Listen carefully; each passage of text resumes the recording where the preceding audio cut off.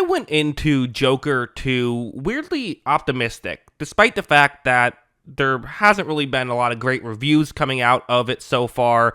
Maybe it's just wishful thinking, but I was kind of wanting to like this movie a lot. For one thing, I thought that the first movie I'm in the camp that it's a good movie. I know that there are some flaws. I actually made a 20-minute long video where I kind of compare it to Taxi Driver and King of Comedy. It's, things that clearly it was inspired by, why I think certain parts of it work, certain parts of it don't work. But I ended that video by talking about how I was actually very excited for a sequel because I liked the first Joker at most when it was being its own thing, when it was kind of getting away from the homages. And I was excited to see a full movie with a character that I thought was a pretty good character in the first movie. Then, before the movie even came out, there were some things that maybe had me a bit worried, such as I think the biggest bombshell to drop before the movie came out was when it was announced that Lady Gaga was going to be prominently featured in this movie, which is going to be a musical, not a straightforward drama like the first one was, which is one of those choices that seems so insane. I almost just jumped to the conclusion of it's probably going to work because that's such a bold choice. In my head, clearly you can't make a choice that bold unless you have a good idea behind it. And then, while I don't really read a ton of reviews before I watch movies, I like to kind of go in somewhat blind, it was kind of hard to avoid the noise. This was not getting very good reviews when it came out, which was another big question mark heading into Joker. But, I go into these things with an open mind. I'm not going to root against the movie, certainly. I was hopeful to be entertained, and this is not really a movie that works, in my opinion. And that wasn't shocking. As I said, it didn't get great reviews from what I had seen, so I wasn't shocked to see that it maybe wasn't a movie that worked. I think what was shocking for me was really just how boring this movie was. So what is Joker 2? What is this movie about? Well, Joaquin Phoenix, who is playing Arthur Fleck, aka the Joker, is in prison, and it's essentially a courtroom drama as he tries to prove that he actually has a split personality disorder. Therefore, he will not get sentenced to death and will instead, I'm assuming, get sentenced to a mental institution that can help him better. That was the implication stated in the film. I have to say, one of my gripes I have right off the bat with this movie is I think there was a bit of false advertising here. There is a scene in the trailer that makes it seem as though they break out of prison very early on and almost makes you think that this is going to be a Bonnie and Clyde-esque film with the Joker and Harley Quinn.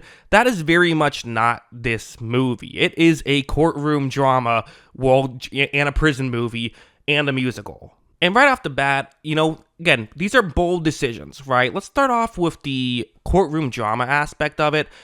It's not a decision that I think was a great one, in my opinion. Well, I really like courtroom dramas. I think you can make great movies out of them. It's such a deviation from the original movie. It's just kind of a bit of a head scratcher. If you want to make a courtroom drama, I almost think that should be its own thing. I think even if this movie succeeded as a courtroom drama, I still don't think you're using the character of Joker to its fullest potential by making a good courtroom drama with him. I think that there's a lot more interesting ways to use a character like this. I would have probably forgiven this a bit more had this just worked. I think one of the biggest issues with this movie is just from a fundamental story level, it just doesn't work. Usually, story building 101 is you have to create a character who wants something. That character attempts to get what they want throughout the course of the movie, and things are put in their way throughout the course of the movie. The Joker doesn't really, what does he want, I guess, is the question. You could say he wants Harley Quinn. That's absolutely true. But other than that, I think what the movie was going for was he wants to not have to have the death penalty, so that way he can stay alive and continue to date Harley Quinn. But we don't really see him make too much of an effort throughout the course of this movie to try and succeed with this courtroom drama stuff. I think this film could have, quite frankly, used a bit of an exposition scene or two to help explain what exactly they're going for here. Maybe have the lawyer tell Arthur, like, okay, this is how we're going to prove that you're insane. We're going to get the jury to believe this, and that. So that way, when we're watching along, we can kind of see, okay, this is what Arthur is trying to do here. We never really had a great sense of what he was trying to accomplish, and he, quite frankly, didn't really do a lot throughout the course of this movie. He kind of was just sitting back and watching things happen. At one point during one of the trial scenes, he literally mouths as though he's bored to Harley Quinn, to which I kind of had to say, like, yeah, same, Arthur. I'm with you. I'm also bored right now. These are sequences and scenes that are usually pretty entertaining, I think, even if they're not in the best of films. So again, the fact that it really was oftentimes just not even like interesting, or there was very little suspense going on whatsoever during these scenes, was a bit disappointing. And speaking of disappointing, let's talk about the music a little bit. As I mentioned at the beginning of this video, you hear it's going to be a musical, you almost assume, well, there has to be some crazy twist on this that they're thinking. They have some idea in their head. If I had to describe the music in one word here, it would be generic. Maybe repetitive is another one. There was some, I think, a couple of good sequences. There was one early on when they were I don't want to describe it exactly, but they were sort of outside the prison singing. Both Joaquin Phoenix and Lady Gaga were. There was another sequence in the middle of the film with in the courtroom that Joaquin Phoenix has that I thought was very good. There were some good music numbers here. A vast majority of them, though, in my opinion, were just repetitive. It was kind of just Joaquin Phoenix and Lady Gaga talking about how much they like each other over and over and over again. That's not really very interesting to watch. In a musical, the music numbers usually work for one of two reasons. One, it's just a good song. You like the song. Hey, you're never going to be mad at listening to a song you like. So even if the movie gets interrupted by that, it's okay. The other way it works is usually it's almost like a way for a character to express themselves in a over-the-top manner that is more so than just a typical film where you have a reaction shot. It can kind of really help you feel the emotions that the characters feel, which makes some sense, right? I mean, when you feel in love, you don't just smile. That's not how the feeling is, right? That's how you look, but their feeling is so much more than that. So much so that maybe you want to sing and dance, right? But it just wasn't very often for me that we were learning more new information with these musical numbers. Like I said, very repetitive, kind of the same things happening over and over again, and often very uninterestingly shot. This is a big budget movie. They had money to throw around here, and yet the vast majority of these were kind of one location without much dancing, without much choreography. There was a couple, like I said, that I thought were very good, but including, there's one musical number where it's Joaquin Phoenix just singing into a telephone, and that's pretty much all we see throughout the entire scene. It's just not very visually interesting. All of this, of course, would have been fine had I enjoyed the music, and while a couple of those songs were I think all right, and I think most of it was listenable. None of it was particularly great, and I'm going to be honest, I didn't think, I wasn't sure if it was Joaquin Phoenix singing himself or if they had someone else sing for him, but either way, it wasn't a great, I didn't think that the performance there, the singing performance, was very strong.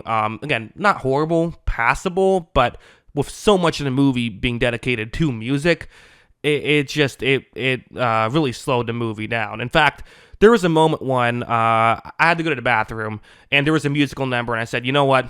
Here's my time to go to the bathroom. I'm going to head out right now because I feel okay. I walked to the bathroom, and as I'm getting ready to leave the theater, there's like 7 other people doing the exact same thing. So it certainly wasn't me alone getting a little bored by the musical numbers. There were things I liked about this movie. Much like the first film, the cinematography was gorgeous in this. I had to do a lot of heavy lifting because there wasn't a ton of different locations. Like I said, most of this takes place either in the courtroom or in the prison / insane asylum that Joker is in. So had to do some heavy lifting for sure, the cinematography, but it was really good. I really enjoyed the lighting and all of that. I thought that was very strong. The performances were also very good. I don't think Joaquin Phoenix and Lady Gaga were often given the best material to work with, but I thought they knocked it out of the park. And Brendan Gleeson deserved more than what he was given in this movie. He's one of the best actors. He's fantastic. There were also just some individual sequences that I did really enjoy. I probably would have enjoyed them more had it been in a movie I was having more fun with, but like there was one sequence towards the end where I don't want to give it away because it's kind of spoilery, but it almost reminded me of like a Gaspar Noé shot where it's like it does that, kind of thing where it's a handheld shot, but it feels so chaotic and yet very in control at the same time. It was really cool, and it was something that I think could have worked really well had it just been a movie I was enjoying more. Like I said, a couple of musical numbers I did legitimately like, and again, part of this is I'm kind of praising cinematography again, but how well they looked I thought was very good. I do think that there are some of these like breadcrumbs throughout this movie where I'm like, okay, I can see why you guys all, there's so many talented people working on this. I can see why you were all like excited to make this project, even if I think the whole thing as a whole didn't really work.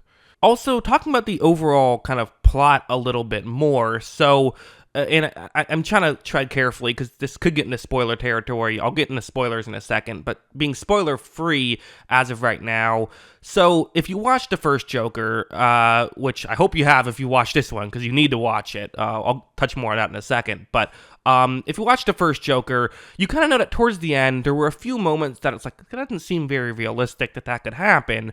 And I think the filmmaker himself, Todd Phillips, said, well, not every moment of this is meant to be taken literal. Some of it is supposed to be kind of dreamlike, some of it literal, and kind of lets you decide what's real and what isn't.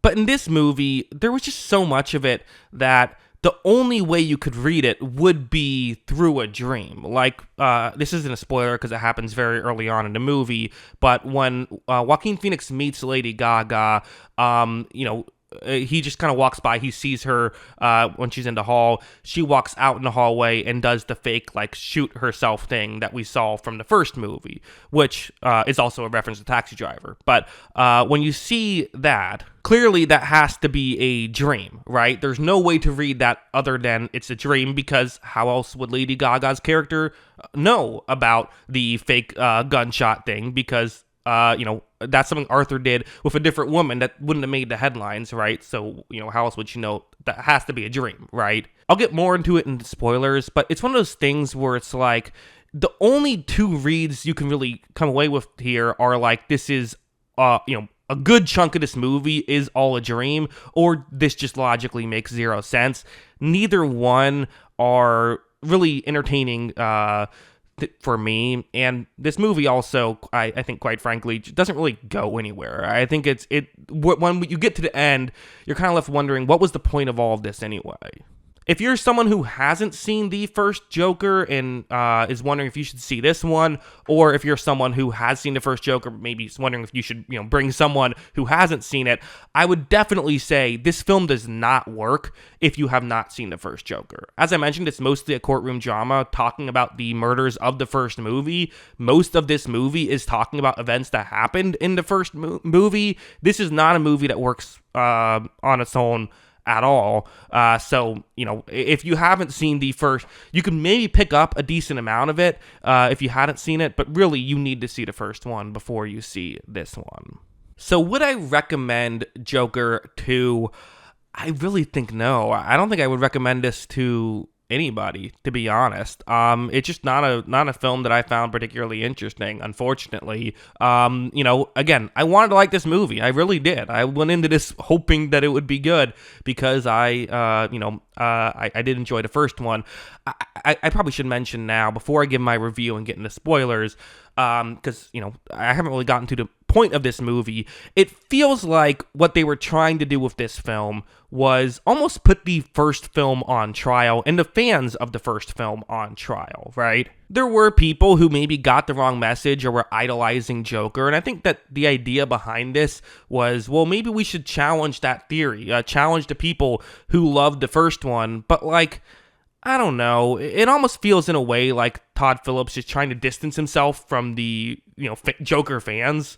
It's kind of a meme, right? How I don't think Joker's a bad movie. Like I said, I think it's a good movie. I think it is. Maybe flawed, but a good movie.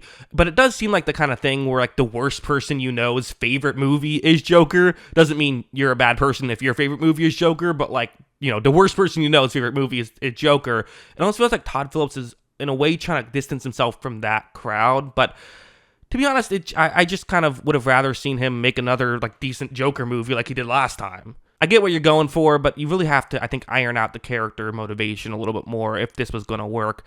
For me personally, it didn't work. That's just how I view it. I'm not giving this a particularly high rating. I'm giving this a 2 out of 10. Again, the biggest crime it commits is the biggest crime any movie can commit. It's boring. If you're going to be not the best, at least make it interesting. I was shocked that this movie was boring. I thought it would at the very least be interesting. That's why I wanted to see it opening weekend, because I'm like, this got to at least be fascinating. Unfortunately, not one for me. Let me know in the comments below if you disagree. But yeah, let's get into spoilers now. So if you haven't seen it yet and don't want to be spoiled, now is your time to check out. 3, 2, 1, spoiler warning. I'm going to assume there's going to be more people than usual who are listening to this part of the review, even if you haven't seen the movie, so I'll still set up anything I'm talking about with spoilers. One thing I touched on was the Lady Gaga character arc, a character in general, I should say. So I mentioned earlier, kind of the only real read that logically makes sense is that like Lady Gaga's character more or less entirely existed in Arthur Fleck's imagination, something we've seen happen before with, they even reference it in this movie, but Arthur Fleck's relationship in the first movie was entirely made up, and like, that kind of works. You could say he just saw a pretty girl when, he was walking by, and then imagined this whole relationship, everything about it was an imagination. I guess my question, though, is if you read it that way, well, then why did she, lie to him at a certain point? Why did she break up with him, essentially, towards the end of the movie? If this is just in your imagination, why are you, why is your fantasy such a bummer? I don't know. That didn't make a lot of sense to me. But if you read it as literal, none of it makes sense. As I said, her pretending to shoot herself wouldn't have made sense. How would she know that? Her going to the staircase, how does she know about the staircase? That wasn't, that wouldn't have made the TV movie, right? That was only in the real movie. That was a big moment in the real movie, but it wasn't a big moment, in real life for these characters. So how would she know to do that? There's a sequence where she, breaks into the hole, right? The solitary confinement place, and her and Joker have sex, and it's like, okay, clearly this is an imagination. How would she break in? But then later she's like, well, I'm pregnant, and it's okay, is this an imagination too? It's one of those things where it's like, okay, you can sit here and say, well, my goal is I don't want you to know exactly what's real and what isn't. But I'll use the King of Comedy example. I mentioned this in my, the other video I made about Joker and comparing it. Towards the end of King of Comedy, that's what they're going for. They're going for, I don't want you to know what's real and what isn't. And in my opinion, that's a really clever way to film the end of the movie. But the thing there is, part of why you're not sure if it's real or not real is because it could work in either way. Logically, it would follow and does seem realistic if every event that happened towards the end of King of Comedy really happened, but also, this guy has a vivid imagination, maybe he's imagining stuff. It works on both levels. Here, for Joker 2, for me at least, it worked on 0 levels, which is part of why I was not a fan of this one. Also, I have to say, what the hell was this ending? I mean, basically, to describe this movie, it's not an unfair way to describe it, of Joker hung out in prison as he kind of watched a trial happen around him. He eventually got sentenced to death, got broken out, and then immediately got captured again, and then was just stabbed by a guy, and that was kind of the end of it. There was some, I can read some into why Joker would have been stabbed at the end there, but it wasn't by a major character. It didn't really feel like there was any arc here, and I don't really know what we learned at the end of this. Quite frankly, this is a movie that, definitely did not need to be nearly 2.5 hours long. This could have been, honestly, the first hour and a half probably should have been 30 minutes. There was that much, in my opinion, filler in this. Or just, I wanted to see it move along quicker. And really, I'm shocked that they decided to go with the courtroom drama angle here. Again, I love a good courtroom drama, but I just think that there's so much fun to be had with a, Joker and Harley Quinn movie. I thought we were going to see them kind of, this run and gun style, like they're committing crimes and like getting rich and then causing chaos because they don't care about the money. Like there's this really cool idea I had in my mind of what I thought this movie could be, and man, it just did not deliver in my opinion. So yeah, I mean, those are my kind of harsh thoughts on Joker 2. Hey, it's hard to make a movie. Certainly, it's probably better than anything I could do, right? It's very difficult to do, but it was not a movie that worked for me personally. So let me know in the comments below. Do you disagree? Hey, film is subjective. I don't think I'm right. I'm just giving my opinion to the world. Let me know yours in the comments below. Always love hearing from you. And of course, as always, thanks for watching.